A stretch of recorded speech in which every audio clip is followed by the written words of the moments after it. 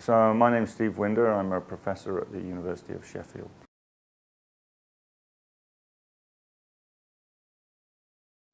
Okay, so repurposing is taking a drug that's already been approved for clinical use in one disease and working out whether it's suitable and effective to use in another disease. So a good example would be something like aspirin, which you take for headaches because it's a painkiller.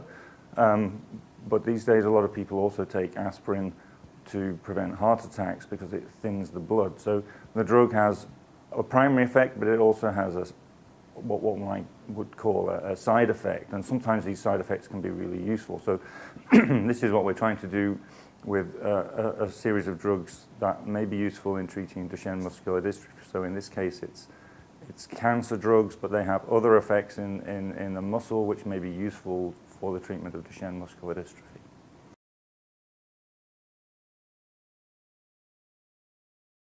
So the drugs that we're working with are a group of anti-cancer drugs that are mostly used to treat chronic myeloid leukemias, which are genetically based leukemias that occur reasonably common. And the advantage of these drugs is because the disease, as its name says, is chronic myeloid leukemia, the disease is long-lasting, so the drugs are given for long periods of time. So they've been designed to be well tolerated, or the ones that are in clinical use are well tolerated and can be given for tens of, well, there are examples certainly of people being given these drugs for tens of years.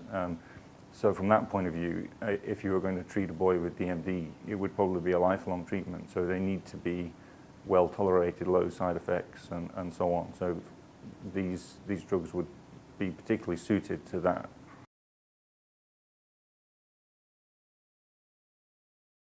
So these drugs are inhibitors of signaling processes in the muscle that are altered when dystrophin is absent. So the drug is not going to reverse the disease. It will, if it were to work 100%, it would stop the disease from getting any worse. That's the best it could do.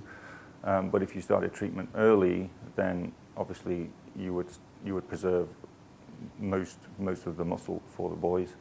And they act on inhibiting signaling pathways that are turned on aberrantly in the muscular dystrophy process. So it's targeting things directly in the muscle that are altered as a consequence of the loss of dystrophin in the muscle tissue.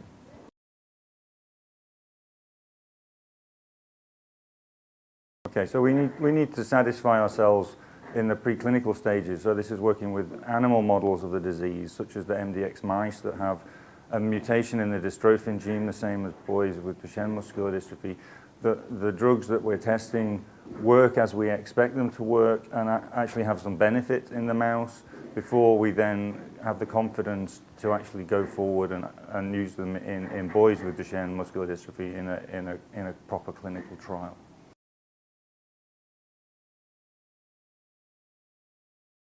I mean, I think in the last 5 years, even in the last 2 years, there's just been an explosion of new potential treatments for Duchenne, some of which people have been working on for a very long time, and others which have really just almost come out of nowhere. So I think in terms of potential treatments for Duchenne, I think it's looking really, really positive. I mean, when I originally started work on this, the prospects for a treatment seemed completely bleak and no hope 20 years ago. But now there's all sorts of things, different approaches that I'm confident in the next few years we will see real benefits to lots of boys with Duchenne.